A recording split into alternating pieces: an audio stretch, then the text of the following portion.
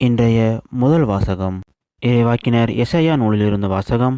அதிகாரம் 38 வசனம் 1 முதல் 6 முடிய மற்றும் 21 முதல் 22 முடிய மற்றும் 7 முதல் 8 முடிய. அந்நாட்களில் எசேக்கியா நோய்வாய்ப்பட்டு சாகும் நிலையில் இருந்தார்.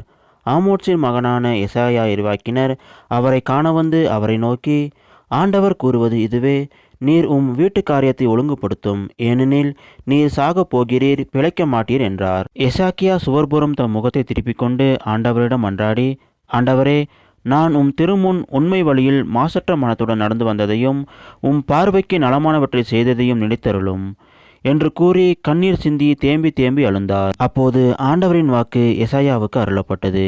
நீ எசேக்கியாவிடம் சென்று கூற வேண்டியது, உன் தந்தை தாவீதின் கடவுளாகிய ஆண்டவர் கூறுவது இதுவே, உன் கண்ணீரை கண்டேன், இதோ நீ வாழும் காலத்தை இன்னும் 15 ஆண்டு மிகுதியாக்குவேன், உன்னையும் இந்த நகரையும் அசிரிய மன்னன் கையினின்று விடுவிப்பேன், இந்த நகரை பாதுகாப்பேன். எசேக்கியா நலமடைய ஓர் அத்திப்பழ அடையை கொண்டு வந்து பிளவையின் மேல் வைத்து கட்டுங்கள் என்று எசாயா பதில் கூறியிருந்தார்.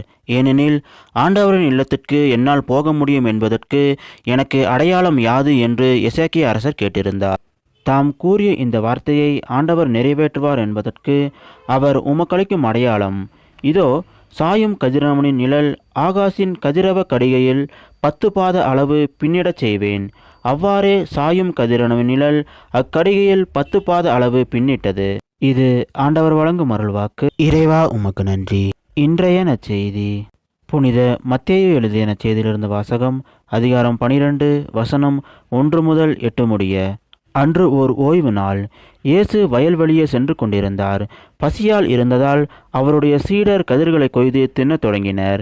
பரிசேயர்கள் இதை பார்த்து இயேசுவிடம், பாரும், ஓய்வு நாளில் செய்யக்கூடாதவை சீடர்கள் செய்கிறார்கள் என்றார்கள். அவரோ அவர்களிடம், தாமும் தம்முடன் இருந்தவர்களும் பசியால் இருந்தபோது தாவீது என்ன செய்தார் என்பதை நீங்கள் வாசித்தது இல்லையா? இறை இல்லத்துக்குள் சென்று அவரும் அவரோடு இருந்தவர்களும் அர்ப்பண அப்பங்களை உண்டார்கள். குருக்கள் மட்டுமே உண்ணக்கூடிய அப்பங்களை அவர்கள் உண்டது தவறல்லவா? மேலும் ஓய்வு நாட்களில் குருக்கள் பணியாற்றுவது ஓய்வு நாளை மீறும் குற்றமாகாது என நீங்கள் திருச்சட்டத்தில் வாசித்ததில்லையா? ஆனால் கோவிலை விட பெரியவர் இங்கே இருக்கிறார் என நான் உங்களுக்கு சொல்கிறேன்.